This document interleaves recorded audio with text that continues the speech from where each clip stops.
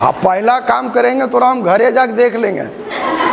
अगर घर में एसी होगा तब तो ठीक है।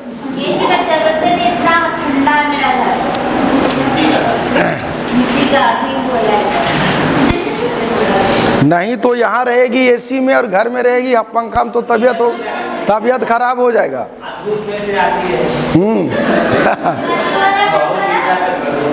वो बोला, दाढ़ी वाला बोला, पटक दो जरा।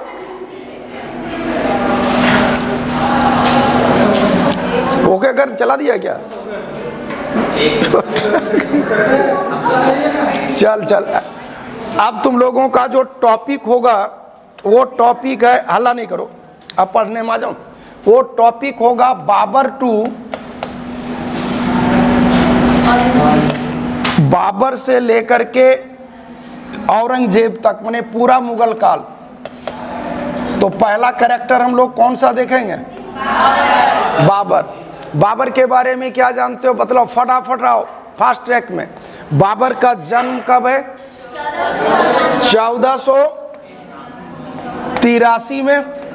94 है, 1494 में इसका राज्याभिषेक है। दूसरा चीज तुम जान रहे हो कि बाबर के पिता का नाम उमर शेख मिर्जा। मिर्जा टाइटल किसका है? तो मिर्जा टाइटल चगतई तुर्क जनजाति का है। माँ का नाम कुतलग निगार खानम, माँ का नाम कुतलग निगार खानम, पिता का नाम उमर शेख मिर्जा। जन्म 1483। अच्छा, कहाँ जन्म हुआ था? तो फरगना साम्राज्य है। जैसे भारत एक देश है, राजधानी नई दिल्ली है, वैसे ही फरगना साम्राज्य का नाम है जिसकी राजधानी अंदीजान है। 1483 में जन्म, 94 में राज्याभिषेक, 1501 में समरकंद को जीता था, 1502 में सर ई पुल पर हार हुई थी। अभी तक बाबर को भारत के बारे में कोई जानकारी नहीं है। 1503 में पहली बार भारत के बारे में जाना था। जिस जगह पर जाना था उस जगह का नाम है दीख-कत। 1504 में काबुल को जीता था। अब ले लो, 1507 में उपाधि लिया था पादशाह का। 1508 में हुमायूं का जन्म। अब जरा रुकना, 1519 में पहली बार ये भारत पर आक्रमण किया था। तो भारत पर आक्रमण साम्राज्य विस्तार के नजरिए से इसने किया नहीं था। एक कबीला है यूसुफजाई, यही यूसुफजाई कबीले के आक्रमण से साम्राज्य को बचाने के लिए इसने आक्रमण किया था। और उसी समय उसने बाजौर और भेरा को जीता था। तो बाजौर और भेरा की जीत हो गई कब? और ये लगातार 1519 में दूसरा आक्रमण है, तीसरा 20 में है, 24 में है, 25 में है, और अंत में तुम पाओगे पानीपत का युद्ध 1526। 1526 में पानीपत के युद्ध का सबसे इंपॉर्टेंट 2 पॉइंट बनता है। पहला कि इसका तोपची था उस्ताद अली और मुस्तफ़ा। तोपची था उस्ताद अली और मुस्तफ़ा। तोपची है कौन? उस्ताद अली और मुस्तफ़ा। तोपची है कौन? तोपची है कौन? उस्ताद अली और मुस्तफ़ा। और इस जंग को जीतने के बाद इसने उपाधि लिया था कलंदर का। उपाधि किसका था? कलंदर का। तीसरी बड़ी बात और महत्वपूर्ण बात, यहीं पर इसको कोहिनूर हीरा भी हाथ लगा था। और इस जंग में वो जीतने के लिए जिस पद्धति का सहारा लिया था उस पद्धति का नाम है तुलगमा। क्या नाम बोले? फिर से बोलो, जोर से बोलो, प्यार से बोलो, दिल से बोलो। तुलगमा युद्ध नीति का सहारा लिया था, भूलना नहीं है। और तुलगमा युद्ध नीति ये उज़्बेकों से सीखा था। ये घटना है 1526 की। 1527 में इसने खानवा के युद्ध को जीता था। राणा सांगा के साथ लड़ाई थी और यहाँ गाजी की उपाधि है। 1527 के बाद 1528 चंदेरी का युद्ध, 1529 में घाघरा का युद्ध, और 1530 में बाबर की मृत्यु। डन है यहाँ तक। अब बाबर के हैं 4 बेटे, उसमें सबसे बड़े बेटे का नाम क्या है? हुमायूं। क्या नाम है? क्या नाम है? हुमायूं, कामरान, अस्करी और हिंदाल। तो अब जो कैरेक्टर आएगा वो कैरेक्टर है कौन सा? हुमायूं। ये जो हुमायूं कैरेक्टर है, तुम जानते हो कि इसका जन्म 1508 में, हाँ या ना? हुमायूं शब्द का शाब्दिक अर्थ यारा भाग्यवान होता है, और वाकई तकदीर की कसौटी पर अगर कसा है बाबर ने, तो हुमायूं के जन्म के बाद बाबर की जिंदगी में कोई बाधा आई नहीं है। ये सरपट जो इसका करियर चला है वो बेजोड़ चला है। किसका? बाबर का। किसके जन्म के बाद? हुमायूं के जन्म के बाद। तो हम यही कारण है कि बाबर शुरू से ही इसकी ख्वाहिश थी कि मेरे मरने के बाद जो मेरा उत्तराधिकारी बने वो उत्तराधिकारी मेरा बेटा हुमायूं बने। यही कारण है कि वो हुमायूं को तवज्जो ज़्यादा दे रहा है, हुमायूं को ज़्यादा वरीयता दे रहा है। कौन? बाबर। और यही कारण था कि 1520 में इसको बदखशां की सूबेदारी दी गई ताकि साम्राज्य और शासन के काम को चलाना ये सीख ले। और यही आता है 1529 ईस्वी में इसका आगरा आगमन है। तुम जानते हो कि संभल कोई जागीर इसको दी गई थी हुमायूं को, और वहीं पर वो बीमार पड़ा था। और जब इस बात की सूचना हुमायूं को मिली थी तो बाबर को मिली थी, तो वही बाबर उसके खाट के चारों ओर जाता है, परवरदिगार से प्रार्थना करता है कि आपको अगर एक विकेट चाहिए तो मेरा विकेट ले लीजिए, लेकिन मेरे विकेट का विकेट छोड़ दीजिए। कहा जाता है कि उसके बाद धीरे धीरे बाबर बीमार पड़ना शुरू होता है और हुमायूं स्वस्थ होना शुरू होता है। हुमायूं स्वस्थ हो जाता है और बाबर 1530 में उसकी मृत्यु हो जाती है। शव को आगरा के आराम बाग में रखा जाता है और अंततः काबुल में इसको दफन किया जाता है शेर शाह के समय में। अब स्वाभाविक है, बाप मरेगा तो बेटा बनेगा शासक, तो 1530 में हो जाता है इसका राज्याभिषेक। 1532 की 3 घटना हम तुम लोगों को पढ़ाए हैं। कहाँ कौन कौन है? कालिंजर, दोहरिया और चुनार। कालिंजर, दोहरिया और चुनार। कालिंजर, दोहरिया और चुनार। कालिंजर, दोहरिया और चुनार। कालिंजर में ये हराया है किसको? बहादुर शाह को। किसको? कालिंजर 1532। चुनार का घेरा जानते हो? शेर शाह, हाँ या ना?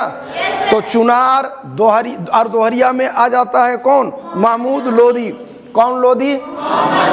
तो 1532 की कितनी घटना? 3 घटना। कौन कौन? हाँ, कालिंजर, चुनार, दोहरिया। कालिंजर, चुनार, दोहरिया। कालिंजर, चुनार, दोहरिया। कब? 1500। कौन कौन जगह जीता है? कालिंजर, चुनार, दोहरिया।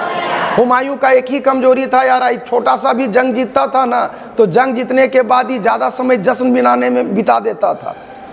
ये अपने दुश्मन का नेस्ता नाबूद नहीं करता था। अगर नेस्ता नाबूद कर देता ना, सत्यानाश कर देता, तो तय मान लेना कि हुमायूं को कभी अपनी ज़िंदगी में पलट कर पीछे देखने की नौबत नहीं आती। अधमरा करके छोड़ देता था, फिर अगला जीवित हो जाता था। ये जो 1532 में कालिंजर को जीता था, बहादुर शाह को हराया था, अगर बहादुर शाह का कत्ल कर देता या संपूर्ण साम्राज्य और सत्ता का उसको तबाही मचा देता, तो मतलब फिर कभी बहादुर शाह उठ खड़ा हो पाता क्या? लेकिन आगे खड़ा होता है 34 में ही बंदा। 35 में सारंगपुर का भी युद्ध होगा। 1532 में 3 जंग जीता, चुनार, दोहरिया, कालिंजर। चुनार, दोहरिया, कालिंजर। और 1533 में अपने मित्र और शत्रु को प्रभावित करने के उद्देश्य से गोड दिन पनाह का निर्माण करता है। तो दिन पनाह का निर्माण कब है? 1533 में। 1534 में इसके कालखंड में 2 घटना है। 1534 में कौन कौन है? तो इसने पहला चीज वही कालिंजर का शासक जिसको हराया था बहादुर शाह को, वही बहादुर शाह ने रानी कर्णावती चित्तौड़ को घेरा। तो 34 चित्तौड़ दिमाग में रख लेना, 34 चित्तौड़। और उस वक्त हुमायूं अगर रानी कर्णावती को सहयोग दिया होता तो ये तय मान लेना, जो राजपूत नीति पढ़ते हो आगे अकबर के नाम पर, वो राजपूत नीति होता किसके नाम पर? हुमायूं के नाम पर। ये इसकी जिंदगी की सबसे बड़ी बेवकूफ़ी थी। 1534 की दूसरी घटना थी कि लोगों को लगा कि हुमायूं जैसा कैरेक्टर जब शासक बन सकता है तो क्या मैं शासक नहीं बन सकता। तो इसके जो खानदान के रिश्तेदार थे मिर्जा बंधु, जमान मिर्जा और सुल्तान मिर्जा, कौन कौन मिर्जा, तो उसने बगावत किया था, उसको धर के धूम दिया। और 1535 में उसी बहादुर शाह को 1535 में सारंगपुर में, कौनपुर में, सारंगपुर में, कौनपुर में, सारंगपुर में उसको हराया था। अब 1500, अब आती है बारी किसका, शेर शाह का। तो वही शेर शाह, इसकी दो कमजोरी भांप चुका था हुमायूं का, एक तो टॉप क्लास का अफीमची था और अय्याश बहुत बड़ा था। शेर शाह इसको जंग लड़ने बुलाता था और किले में उन्नत नस्ल का अफीम और सुंदरियों से पाट देता था, लड़ता उड़ता जल्दी नहीं था। तो इसको जो चीज़ चाहिए था वो चीज़ आसानी पूर्वक मिल जाता था और इसी तरह से भ्रम में डाला था, जिसकी पूरी चर्चा हम तुम लोगों को आगे कर चुके हैं। तो 1539 में कौन सा लड़ाई लड़ा था रे, चौसा, कौन सा है, तो चौसा के मैदान पर किसको हराया ही, शेर शाह ने हराया, किसको, हुमायूं को। सत्ता प्राप्ति के बाद पहली बड़ी हार थी, लेकिन इस हार के बाद भारत की सत्ता उसकी गई नहीं थी। ये पूरा जाता है साम्राज्य और सत्ता खोता है कब, 1540 में। 1540 में कौन सा लड़ाई है, बिलग्राम उर्फ कन्नौज, बिलग्राम उर्फ कन्नौज, बिलग्राम उर्फ, बिलग्राम उर्फ, बिलग्राम उर्फ कन्नौज। ये कब का है, बिलग्राम उर्फ कन्नौज कब का है, 1540 में। इस जंग में निर्णायक हार हो जाती है हुमायूं को और हुमायूं को इसके बाद भारत से पलायन कर जाना पड़ता है। बात समझ में आया। जब चला गया तो वही जाता कहाँ है, ये जाता है सिंध। सिंध का राजा है ताहमस्पा और ताहमस्पा से मांगता है कि तुम हमको सैन्य सहयोग दो। तो ताहमस्पा कहता है कि हम देंगे, लेकिन तुम हमको काबुल जीत के दो। लफड़ा ये था कि काबुल का शासक हुमायूं का छोटा भाई कामरान था। बात समझ में आया। और इसने इस दो शर्तें थी ताहमस्पा की कि तुम काबुल जीत के दो और तुम सुन्नी हो, शिया धर्म को स्वीकार करो। तात्कालिक रूप से इसने मान लिया। तब तक भारत के तख्त पर शेर शाह के वंशावलियों की सत्ता थी और 1555 में वो पूरे लावा लश्कर के साथ आता है और 1555 में ये दो जंग को लड़ता है। 1555 में कौन सा है, मछीवाड़ा और सरहिंद। कौन कौन, कौन कौन, कौन कौन, मछीवाड़ा और सरहिंद कब हुआ, 1555। मतलब कुल मिला के यारा 1540 में ही भारत की सत्ता छोड़ता है और 1555 में फिर से भारत की सत्ता को प्राप्त करता है। मतलब 15 साल बाद ये रिटर्न बैक आता है। कितने साल बाद, कितने साल बाद, कितने साल बाद। और इस प्रकार 15 साल बाद फिर से इसके हाथों में सत्ता की बागडोर आ जाती है। डन है यहाँ तक, हाँ या ना। और वही दिन पनाह जिसका निर्माण 1533 में ये मित्र और शत्रु को प्रभावित करने के उद्देश्य से किया था, ध्यान रखना, उसी दिन पनाह की सीढ़ियों से ये 1556 में गिरता है और गिरने के बाद इसकी होती है मृत्यु। इसी पर लैंडपुल ने कहा था, किसने, जोर से बोलो, लैंडपुल का कथन है, खूब पूछता है इसको कि ये गिरता पड़ता जीवन जिया भी और गिरता पड़ता मरा भी। जहाँ गिरने पड़ने की बात होगी यह स्टेटमेंट केवल हुमायूं पर लागू होगा। और ये कहने वाला कैरेक्टर है लैंडपुल। कौन है, कौन है, तो ये हुमायूं के बाद का जो नेक्स्ट कैरेक्टर आता है, जब हुमायूं मरा तो अगला शासक बनता है अकबर। ये अकबर का जन्म तुम जानते हो कि 1542 में है, 1542 में है। और तब जब ये सिंध प्रस्थान कर रहा था तब तो वही रास्ते में प्रसव पीड़ा आरंभ होती है। हुमायूं की बीबी का नाम है क्या, हमीदा बानो बेगम। नाम क्या है, मतलब अकबर की माँ का नाम क्या हो गया, हमीदा बानो बेगम। वही रास्ते में जब जा रहा होता है, प्रसव पीड़ा आरंभ होती है, तो एक व्यक्ति इस पर तरस खाता है जिसका नाम है राणा विरसाला। और वही राणा विरसाला के महल में 1542 में अकबर का जन्म होता है। इसके जन्म के उपरांत ये सिंध को जाता है, पुनः रिटर्न बैक हुमायूं वापस आता है और 1556 में फिर से भारत की सत्ता को प्राप्त करता है। तो जब ये मरा था हुमायूं, इसका बाप उस वक्त अकबर था कलानौर में। कहाँ था? कहाँ था? कलानौर। कलानौर कहाँ पड़ता है? आधुनिक पंजाब के गुरदासपुर जिले में। आधुनिक पंजाब के गुरदासपुर जिले में। डन है यहाँ तक? और वही कलानौर में 1556 में, कलानौर में 1556 में इसका राज्याभिषेक होता है। 1556 में कलानौर में इसका राज्याभिषेक। तो उसी वक्त हेमू को लगा कि यही समय है, सही समय है, जब हम भारत की सत्ता को, तख्त-ओ-ताज को हम अपने नाम कर सकते हैं। और यही कारण था कि 1556 में एक लड़ाई हुई जो इतिहास के पन्नों में पानीपत द्वितीय के नाम से जाना जाता है। उसमें एक पक्ष है हेमू और दूसरा पक्ष है मुगलों की ओर से, नेतृत्व करता है बैरम खां। बाकी स्टोरी तुम जान लो, सामरी तौर पर इतना ही जान लो कि यहाँ पर जीत हो जाती है किसकी? बैरम खां की, अर्थात मुगलों की।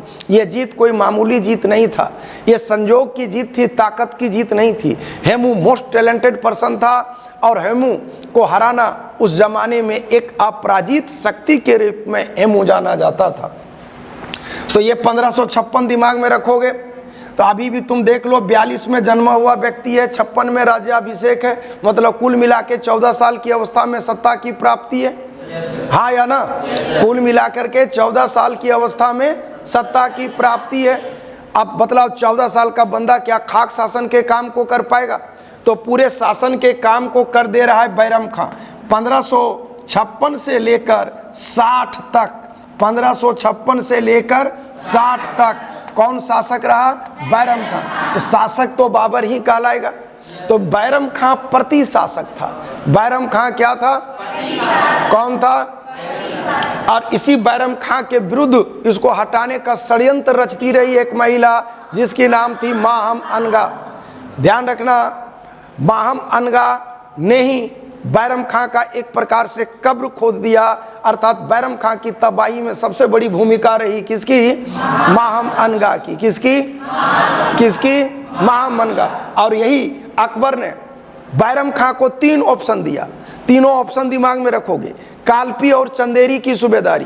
कहाँ की सूबेदारी? कालपी और चंदेरी की सूबेदारी। कालपी और चंदेरी की सूबेदारी। गुप्त मामले का सलाहकार और मक्का की तीर्थ यात्रा। मक्का की तीर्थ यात्रा, गुप्त मामले का सलाहकार और कालपी और चंदेरी की सूबेदारी। तो ये मक्का की तीर्थ यात्रा को चुना था। और ये संदेश जो 3 ऑप्शन दिया था अकबर ने, जिसके माध्यम से भेजवाया था, उसका नाम था अब्दुल लतीफ। नाम क्या है? नाम क्या है? नाम क्या है? नाम क्या है? और यही बैरम खां जब जाने लगा कहाँ को? मक्का की तीर्थ यात्रा को। तो जब गुजरात पहुंचा तो वहीं एक युवक जिसका नाम था मुबारक खां। नाम क्या था? नाम क्या था? मुबारक खां ने बैरम खां का कत्ल कर दिया और इस प्रकार बैरम खां 1560 में मारा गया। अब लगा कि अकबर के हाथों में शासन सत्ता की कड़ियां होगी, लेकिन ऐसा हुआ नहीं। अब इसकी जो सौतेली माँ थी माहम अनगा, वो 1560 से लेकर 62 तक लगातार शासन के काम को करती रही। कौन? माहम अनगा। और ये वो माहम अनगा थी, ये वो माहम अनगा थी जो माहम अनगा पूरे शासन के काम को करती। और उसी कालखंड को कहा गया पेटीकोट शासन, पर्दा शासन या स्त्री शासन, जिसकी सुप्रीमो बनी रही कौन? माहम अनगा। कौन? कब से कब तक? 60 टू 62। अब अकबर आता है 62 के बाद बाबू पूरा फुल फॉर्म में, और यहीं पर समाज सुधार का काम करता है। 62 का 1562 का 3 काम गंध मचा के पूछता है रे। 3 काम है। दास प्रथा को समाप्त किया, हरम दल से मुक्ति पाया और पहली बार राजपूत नीति के तहत विवाह किया। यह घटना थी कब की? 1562। 1563 में तुम जानते हो तीर्थ यात्रा कर को समाप्त कर दिया।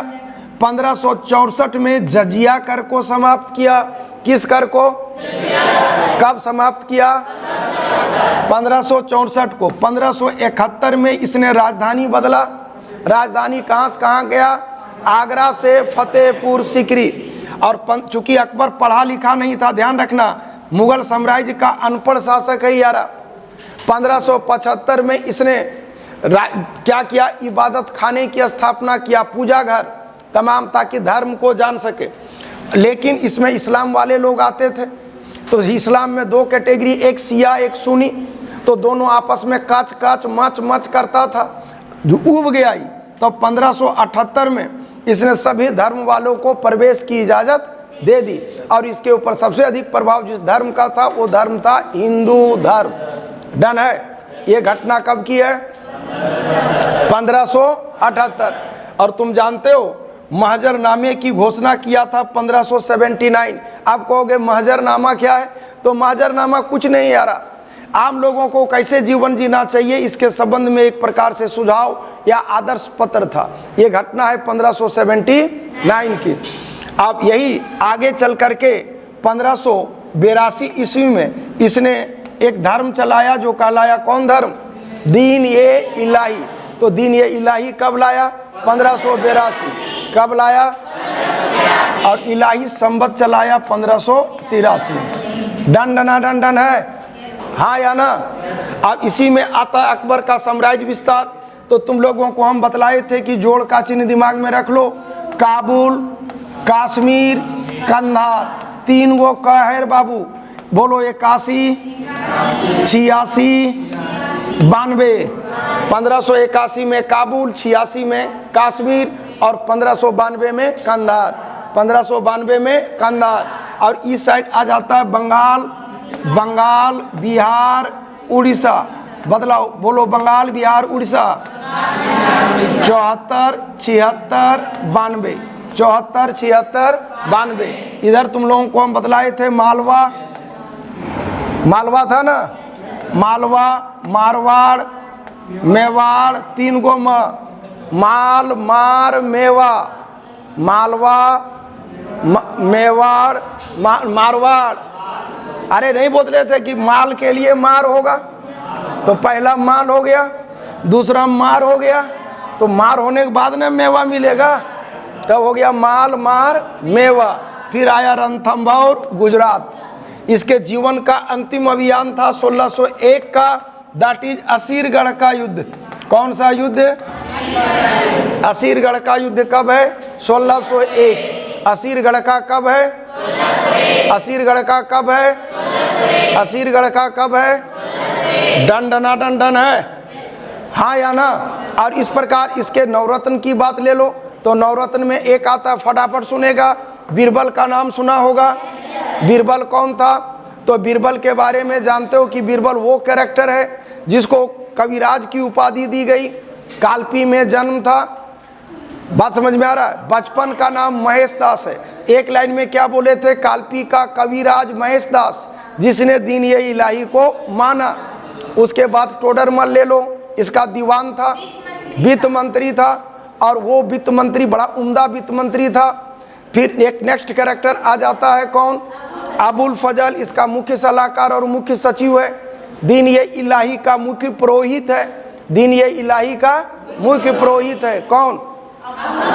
अबुल फजल। फिर भगवान दास आता है। भगवान दास का बेटा कौन? मानसिंह आता है। भगवान दास का बेटा कौन? मानसिंह आता है। फिर एक आ गया तुमको टोडरमल, नहीं टोडरमल कह रहे हैं जिसको गवैया था रे, तानसेन। तानसेन का वास्तविक नाम रामतनु पांडे, मोहम्मद गौस से प्रेरित होकर इस्लाम को ग्रहण किया था।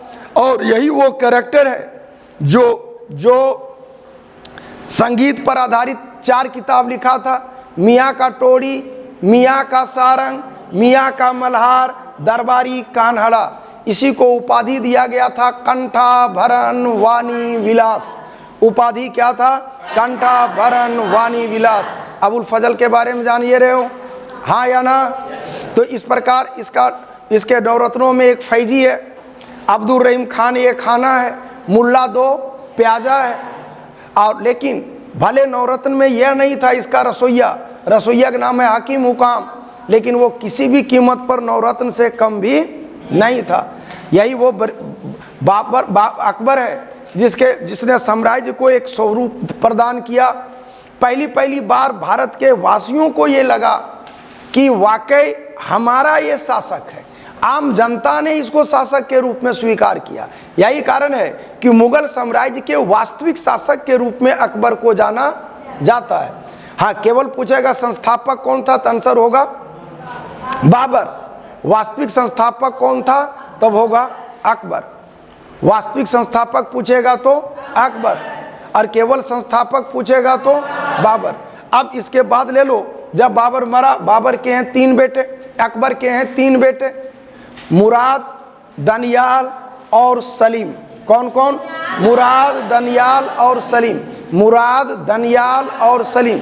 इसमें मुराद यार बहुत बड़ा शराबी था, शरीर से कमज़ोर था, तो अकबर बढ़िया जानता है कि बढ़िया से खींचेगा तो खींचा जाएगा ही। दनियाल को कंपोनाद मिर्गी की बीमारी है, इसलिए ये भी जानता है कि जिस दिन मन लगा कि हिला डुला ही बेटा पार लगेगा। तो ले दे के एक ही शरीर से मजबूत था जो कैरेक्टर था सलीम। सलीम को ही हम लोग बोलते हैं जहांगीर। क्या बोलते हैं? क्या बोलते हैं? तो अगला शासक कौन होगा? जहांगीर। अगला शासक कौन होगा? यही वो जहांगीर है जिसका जन्म है 1569 में। कहाँ जन्मा था? तो शेख सलीम चिश्ती की कुटिया में। इसलिए अकबर इसको शेखो बाबा कहता था। आम बोलचाल का नाम सलीम था, शरीर से मजबूत था, अकबर का चहेता था, इसलिए जमाना जानता था कि अकबर मरेगा तो शासक बनेगा कौन? पक्का है।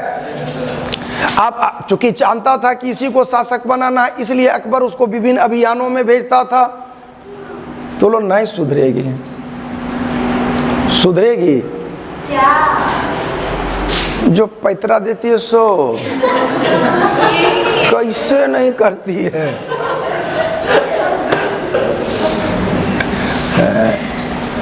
पैतरा देना छोड़ेगी? चल, ये कैरेक्टर है कौन? जहांगीर। कैरेक्टर है कौन? जहांगीर। जन्म है 1569 में। कब जन्मा है? 15। इसको विभिन्न अभियान में भेजता है। पहला अभियान भेजता है 1581 में। अब सोचो ना, 10-11 साल के बुतरू कौन चीज खाक करेगा, लेकिन ट्रेनिंग दे रहा है कि देख बेटा जाकर के जंग के मैदान में जंग किया कैसे जाता है। तो काबुल का अभियान है 1581 में। जब उम्र हो गया 16-17 साल का हो गया, उस जमाने का बाप लोग भी समझदार होता था, इसको शादी करने की इजाज़त दे दिया। ये पहला शादी 1585 में किया और मानबाई से किया। और मानबाई कौन है? भगवान दास की बेटी है। और भगवान दास कौन है? तो अकबर के 9 रत्न में एक है। बात समझ में आया? और भगवान दास कौन है? अकबर का साला है। बात समझ में आया? कौन? भगवान दास। तो मानबाई के साथ शादी होता है कब? 1585 में।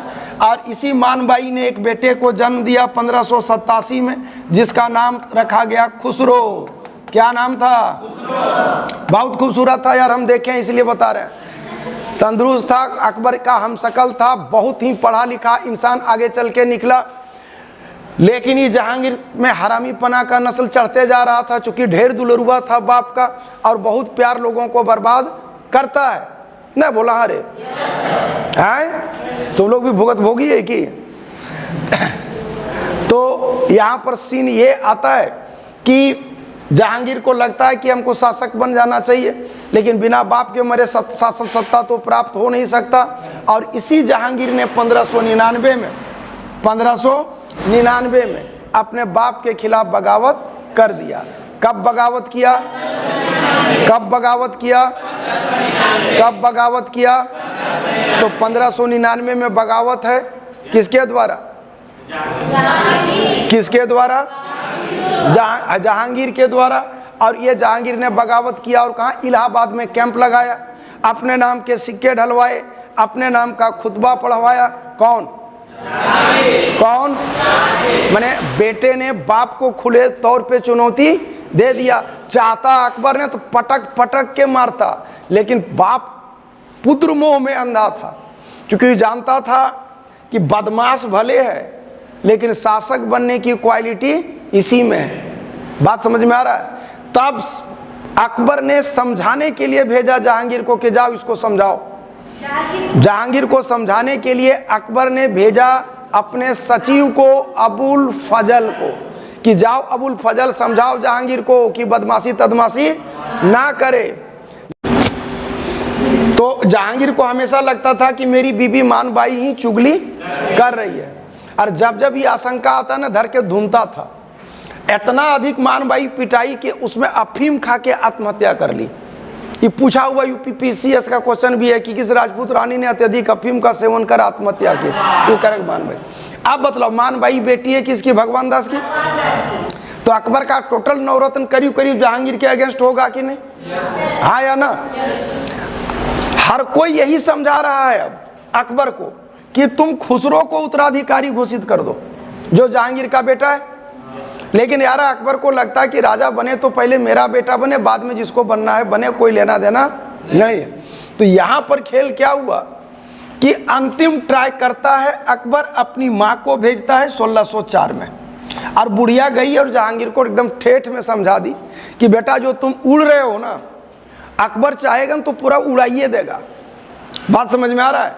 जो व्यक्ति शून्य से शिखर तक की दूरी तय किया हो, साम्राज्य का इतना विस्तृत स्वरूप दिया है, इसलिए तुम सोच रहे हो कि ये तेरी ताकत है, वो तेरी ताकत नहीं है, ये अकबर की मेहरबानी है, एक तेरे बाप का प्यार है तेरे प्रति जो तुम समझ नहीं पा रहे हो।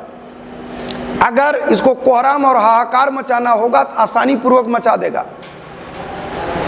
और ये बात जहांगीर को समझ में आ गया। यही कारण था कि जहांगीर रिटर्न बैक 1604 में जाता है, आगरा वापसी करता है, बाप उसको माफ़ कर देता है, और 1605 में अकबर ने औपचारिक रूप से इसको अपना उत्तराधिकारी घोषित कर दिया।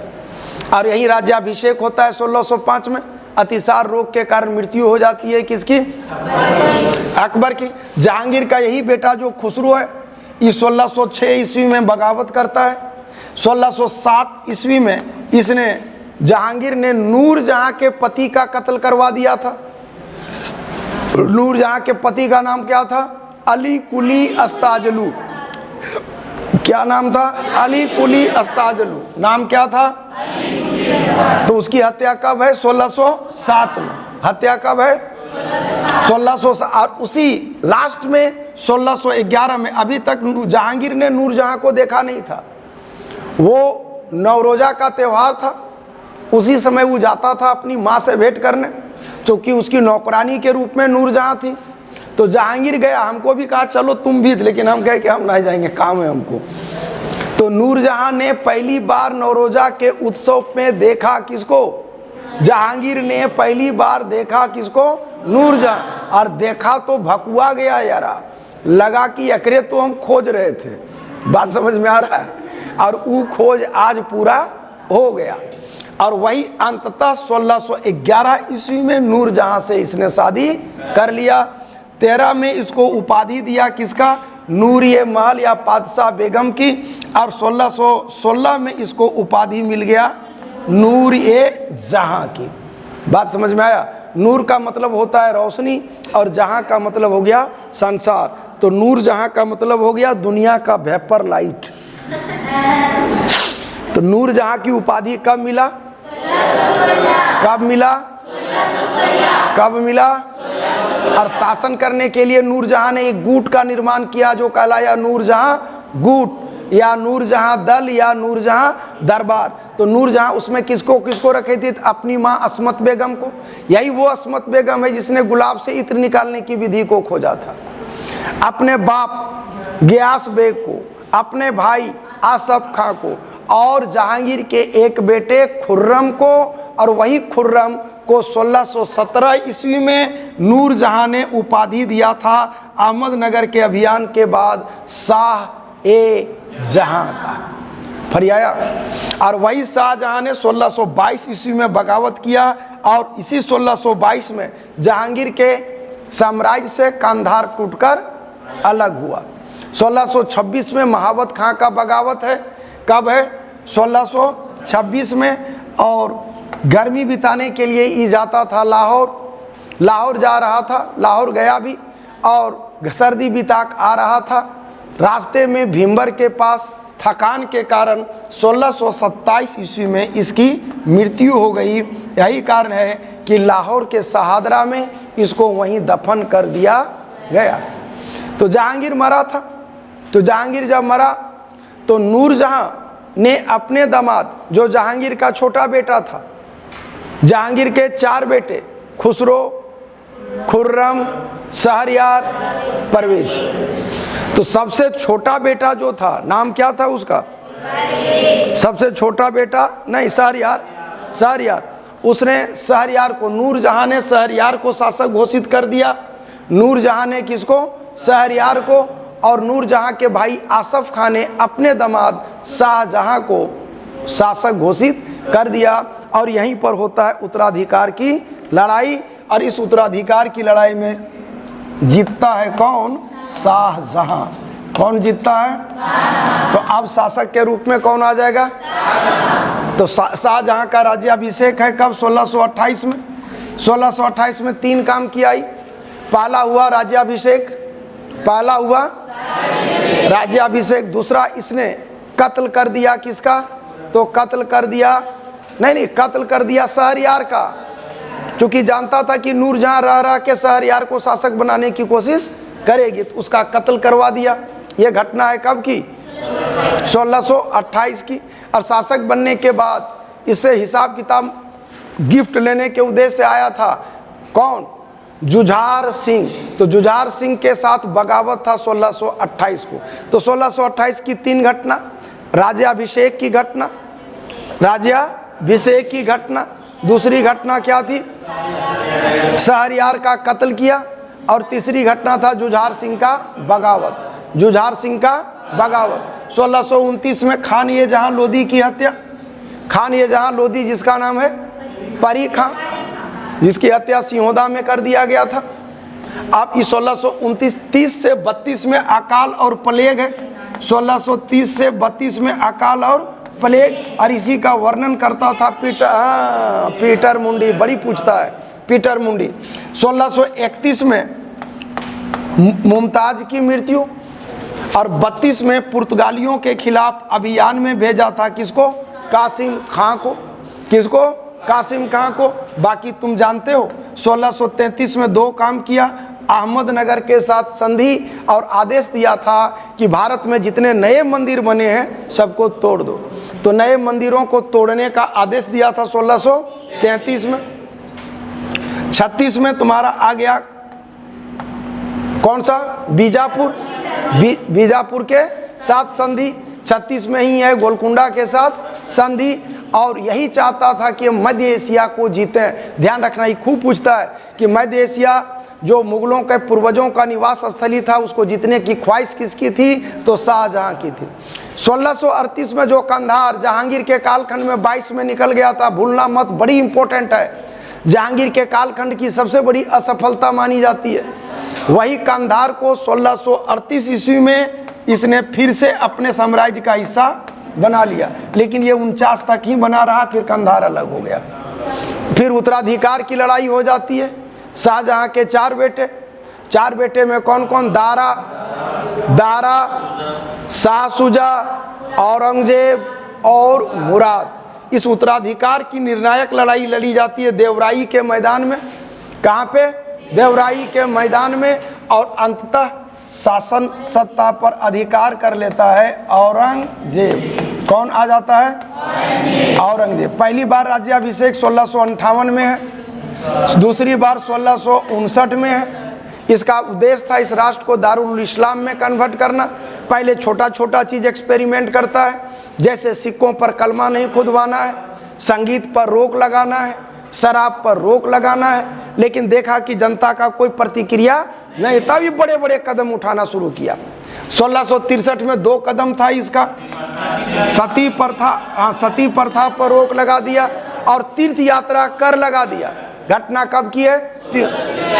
65 में लोभ दिया, कहा कि जो मुस्लिम व्यापारी है वो 2.5% टैक्स देगा, हिंदू व्यापारी 5% टैक्स देगा। इसे लगा कि इसके कारण हिंदू लोग इस्लाम को स्वीकार कर, लेकिन टैक्स दिया, इस्लाम को स्वीकार नहीं किया। तब इस 1667 में क्या किया? कह दिया कि मुस्लिम व्यापारी 1% भी कर नहीं देगा। तो वही दिमाग में रखना, 65 में हाफ, 67 में साफ। उसके बाद आता है 1668, हिंदू त्योहारों के ऊपर रोक, पर्व त्योहार पर क्या कर दिया? रोक लगा दिया 68 में। उसके बाद आता है 71 की 2 घटना थी। 70 आएगा यार, 70 आएगा जिसमें झरोखा दर्शन है। 1670 में झरोखा दर्शन पर रोक। झरोखा दर्शन बुझा रहे हैं ना? अरे रजवा जाएगा छतवा पर कि बोला हम ठीक हैं, तू अपना देखो। देख तो ऐसे से ही लाता है लोग, मतलब मैं ठीक हूँ, तुम अपना सोचो। 1670 हिंदू कल्चर है। 1671 में एक और कदम उठाया, कहा कि सारे करोड़ी क्या होंगे? मुसलमानों। करोड़ी मतलब जो 1 करोड़ के राजस्व की वसूली करता है। और दूसरा इसने कहा कि जो तुलादान प्रथा है उसको हम समाप्त करते हैं। कौन प्रथा को? तुलादान। ये घटना कब की है? 75 में तेग बहादुर को फांसी, और वहीं गुरुद्वारा शीशगंज है। 75 के बाद 79 बड़ी इंपॉर्टेंट है रे। विद्या कसम है तो नहीं भूलेगा तो 7 विद्या नाश हो जाएगा। विद्या कसम मतलब जानती है? विद्या यहाँ लड़की का नाम है जिसका कसम लड़का लोग बचपने से खाता है। बात समझ में आया?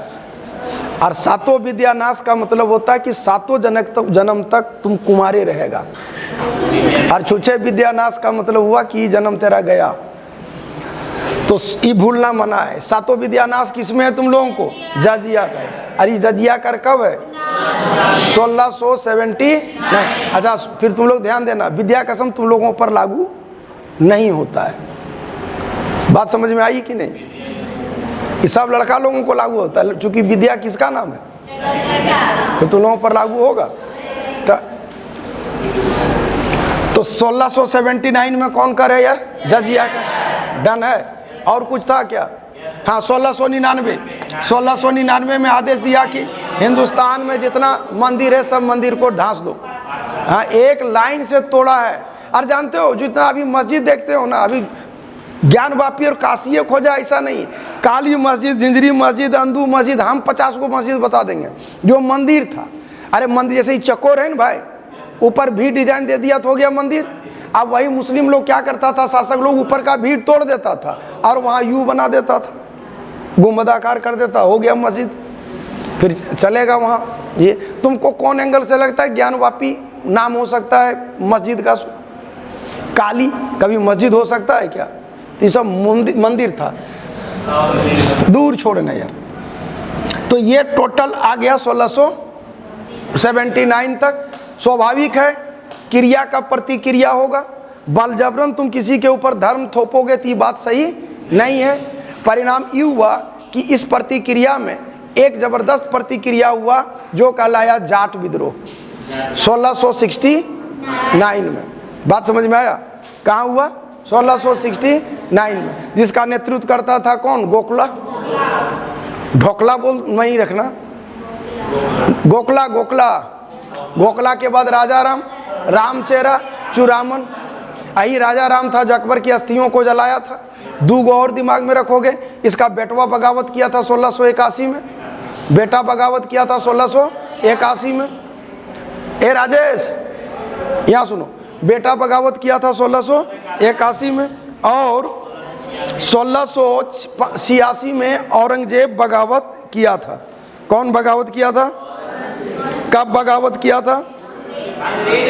अंग्रेज। इस नंबर पे बात कर लेना, ऊपर जाना और उनसे भेंट कर लेना, नीचे बुला के ले जाना। ऊपर में कहीं होंगे, आए हुए होंगे। यहाँ तक फरी आया? हाँ या ना? साम्राज्य विस्तार में बीजापुर और गोलकुंडा को ये जीता। 1686 में किसको? बीजापुर और गोलकुंडा। बीजापुर और गोलकुंडा इतना। अब देखो यार, इसका एक बेटा था अकबर बगावत 81 में किया था। 81 से लेकर अपनी मृत्यु तक 1707 तक, मतलब सोच लो ना, 19 साल उधर और 7 साल इधर, मैंने कुल मिलाकर के कितना हो गया? 25-26 साल हो गया। ये दक्षिण भारत में ही लड़ते रहा। अब लगा कि हमको उत्तर भारत जाना चाहिए, सत्ता हाथ से निकल जाए। अरे तू कौन कुकर्म किया जितना सूत रहा है? रात भर लगता है व्हाट्सएप चलाया है ना? व्हाट्सएप नहीं चलाता सर। एक बारे में तुम इतना बढ़िया से कैसे जानती हो? कहाँ चले गए? पता नहीं, चले गए। आप फ्री को फोन कीजिएगा। आपको फ्री को फोन करने बोले। कौन बोला कि हम तो यहीं हैं? वे चले गए, आधा घंटा बोले फ्री, आधा घंटा फोन करने बोला।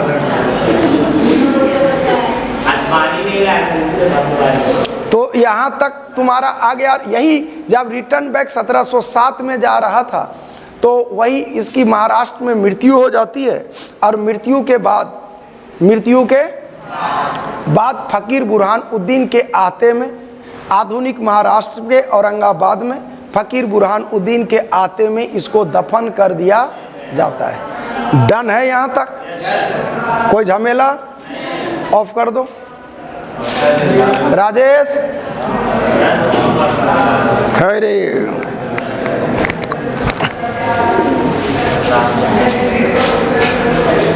देख लो तुम लोग, ये देख रहे हो ना? तुम लोगों को मुगल काल का तो बड़ा कैरेक्टर पढ़ लिए हो? अबे हाँ या ना बोलने। अच्छा तुमने कायल भकुआता है कैमरा के चक्कर में, पहले हमरा लगता था, अब हमरा नहीं लगता है। अब नहीं देख रहे हो नेचुरल फॉर्म में है कि नहीं? अब समझेगा। औरंगजेब के हैं 5 बेटे। कितने बेटे? कौन कौन? अरे गोली मारो, सुन। मुअज्जम, आजम, कामबख्श, जमरूद, अकबर। क्या क्या बोले? तुम अभी तक तुम्हारा धक-धकी नहीं मरा है? धक-धकी मरा है कि नहीं मरा तेरा? तुम ही पूछ रहे, बोलते क्या है? धक धक धक धक लग रहा है? तो बहुत कम बोलती है कि है? ए चाय थोड़ा इसको सुधारो। तेरा टेंडर उसका संगति में रहना, फर्स्ट क्लास बिगड़ जाएगी। मैंने अच्छा वाला बिगड़ा हम बोल रहे हैं, पढ़ाई लिखाई वाला हम बोल रहे हैं। आप खुश हो कि नहीं हो? देखो वैसे भी खुश रहती है। इसका वैसे कहाँ है जानती हो? तमिलनाडु।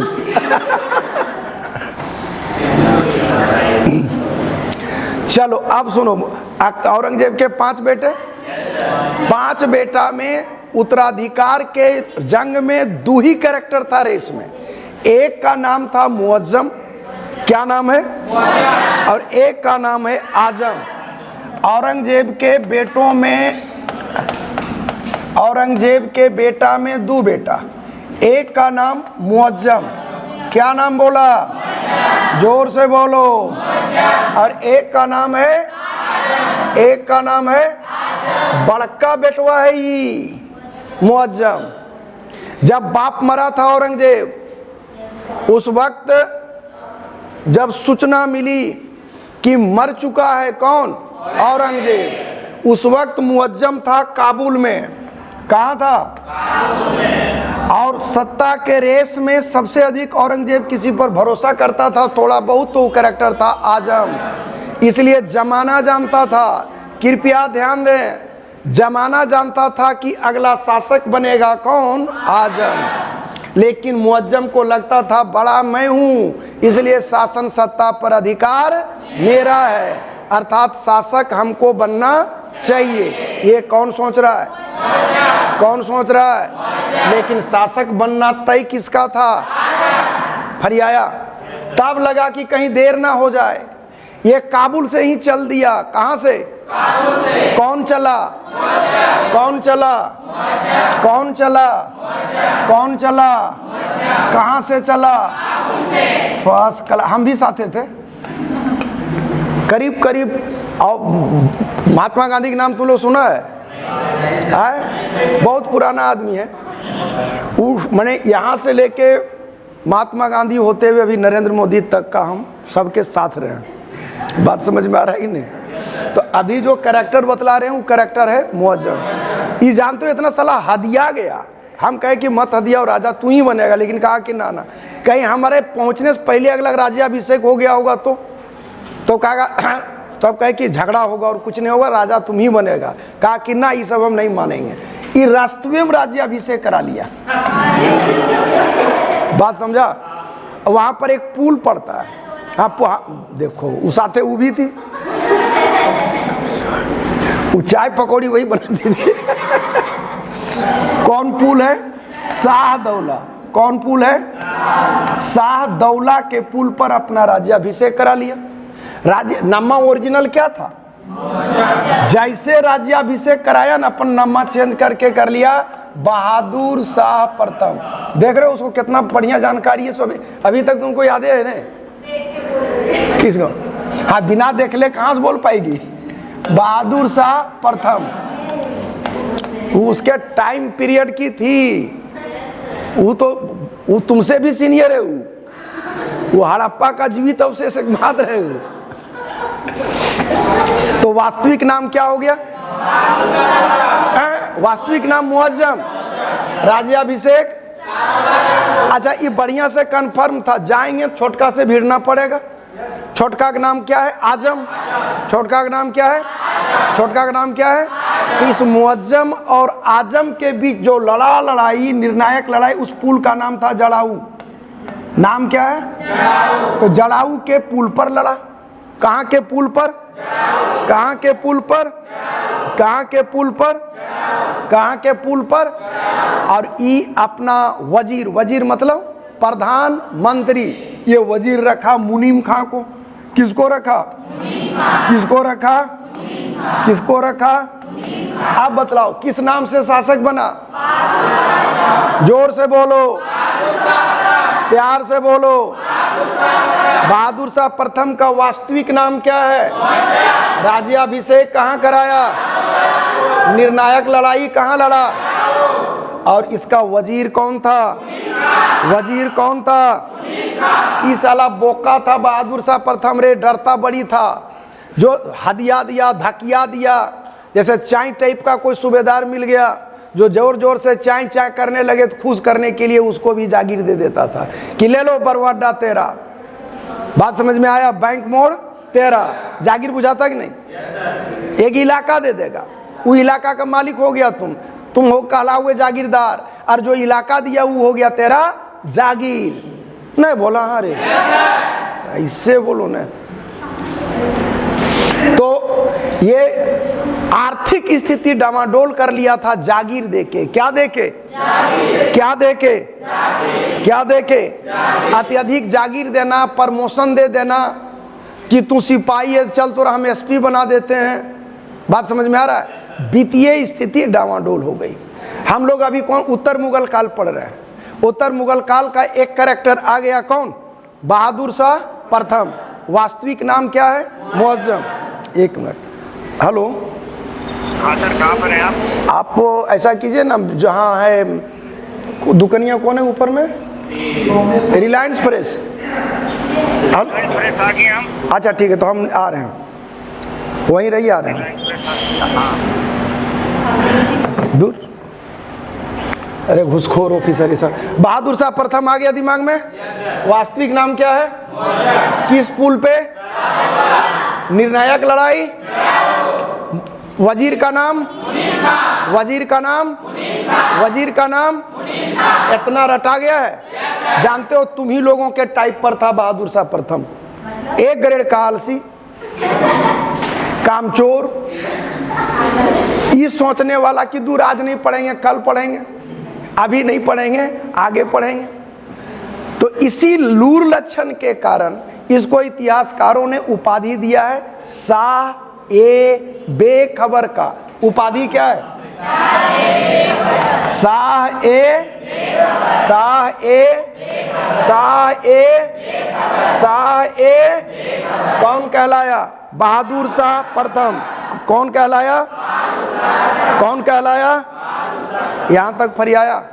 इसके दरबार में, चूंकि देखो एक ठेठ में कहावत है कि गरीब की लुगाई सबके भौजाई, सेम सीन था जी। ये सब हम ही बोल सकते हैं। बात को समझना। राजा है कमजोर तो नहीं, तो गुटबंदी होने लगा। देर सारा जो हम कहते हैं सो होगा, तुम कहने लगो दूर हम कहते हैं सो होने लगा, गुटबंदी होने लगा। उसमें दो गुट हो गया, एक था ईरानी गुट और एक था तुरानी गुट। और यही ईरानी गुट का दबदबा था ज्यादा, और ईरानी गुट का मुखिया था जुल्फिकार खां। कौन खां? हालांकि ये दो गुट प्रमुख है, दो गो और था। अफगानी मुसलमानों का गुट कहलाया अफगानी, और हिंदुस्तानी मुसलमानों का गुट कहलाया हिंदुस्तानी। तुम कहाँ सोच रही हो जी? हम क्या बोले सो बोलो। शाहरुख खान के फिल्म का गाना सुनिए नहीं, बैठे बैठे खो जाते हैं हम, ऐसा कब होता है?